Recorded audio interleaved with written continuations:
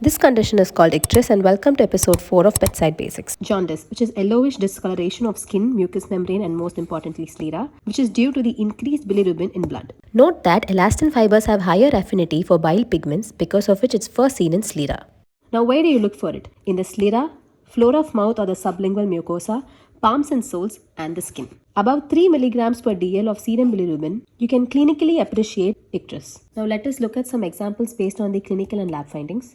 Jaundice is divided into prehepatic, hepatic, and posthepatic. In prehepatic, based on the history, the urine is going to be normal, stools are going to be normal. On examination, jaundice is mild, but splenomegaly is present. On lab data, you can find that serum bilirubin is high, but the unconjugated bilirubin is small. The causes are mainly thalassemia, sickle cell anemia, malaria, and immune hemolytic anemias. Moving on to hepatic. In history, the patient would complain of urine being yellow in color, but the stools normal. Jaundice is quite moderate. Serum bilirubin would have been increased with a mix of both unconjugated and conjugated bilirubin. Examples being viral hepatitis, alcoholic hepatitis, infiltrative disorders such as hemochromatosis, Wilson's disease, and ischemic hepatitis. Finally, the posthepatic jaundice, where the patient gives a history of yellow color urine and pale colored stools, along with a history of pruritus, which is itching.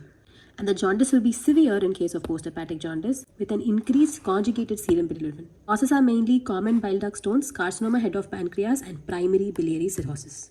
So that's it, guys. See you in the next one. Bye.